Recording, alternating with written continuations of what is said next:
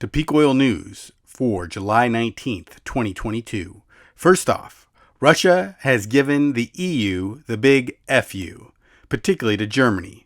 If you haven't heard, Gazprom, the Russian gas producer, cut off gas flowing to Germany through the Nord Stream pipeline a few days ago, stating that it had to undergo maintenance. However, even before the pipeline capacity had been diminished because of a malfunctioning turbine on the pipeline, the turbine was shipped to Canada for repair.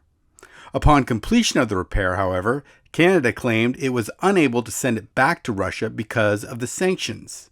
While eventually an exception was made, all this fuckery has caused Gazprom to announce a force majeure regarding its contracted supply of gas to Germany, and claims all gas will be cut off indefinitely. The he said, she said is pretty thick here, so expect some updates. But what is clear to me is that while the West may have Russia by the nose, it fails to understand that Russia has the West by the balls. And one pain point is significantly worse than the other. In some good news, it seems that Libya is going to be back at capacity as protesters and the National Oil Corporation have come to an agreement that will lead to the reopening of Libya's oil fields.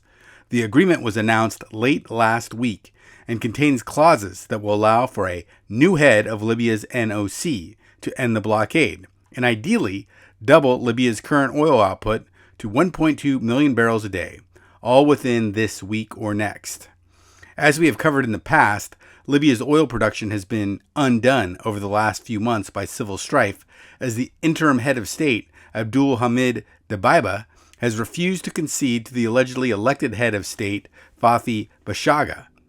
The ins and outs of this affair are outside of the scope of this channel, but in effect, Libya suffers two governments, and Libya's oil industry is the card everyone is trying to play, with different groups shutting down oil output for various political and economic demands. On Friday, after prodding from his oil minister, Dbeibeh ousted longtime NOC chairman Mustafa Sanalla, but it was not without incident, as Sanalla refused to be removed until government forces were sent in to remove him.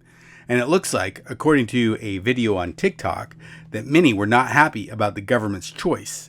Neither was the U.S. government. U.S. Ambassador to Libya Richard Norland said on Twitter Thursday that the embassy is following with deep concern the developments at the oil company. The reported replacement of the NOC board may be contested in court, but must not become the subject of armed confrontation. The new NOC chairman, Farhat bin Kadara, stated that the first step I will take is to return to previous oil production rates before the closure, and it will be within a week. He also stated that Libya intends to honor all contracts and eventually raise its daily output to 3 million barrels per day. However, many feel that Sanalla's absence will be negative, as he had helped maintain the institution's neutrality during years of extremism and civil strife, and that now the ability for the National Oil Company to honor contracts might be jeopardized. Our third story: is a respite in gas prices on the horizon?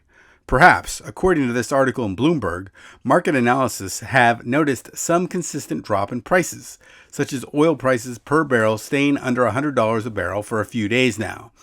They also noted that Citibank bets that oil will go down below $70 a barrel. But guess what? It will happen because of a massive recession, if not a depression. So in other words, gas prices will go down, but so will your job. Welcome to the world of peak oil, where good news is just bad news walking backwards. Just be aware that oil prices will drop, but they will drop only because consumption drops even faster, and consumption drops because production drops. The road to out-of-sight oil prices will be incremental, and will often be hidden by skyrocketing prices in other sectors. But more on this phenomenon in another video. And in more kind of good news, Saudi Arabia and the United States made a hot air announcement that they are both committed to a stable energy environment. However, shortly after Biden left the country, Saudi Arabia clarified that any actual increase in oil production would have to be decided by OPEC+, which hasn't been able to meet any of its production increases in the last several months. In other words, a trip across the ocean and a fist bump don't seem to have been able to overcome the laws of object permanence or thermal dynamics. The charade is getting out of hand, folks. And that's it for today.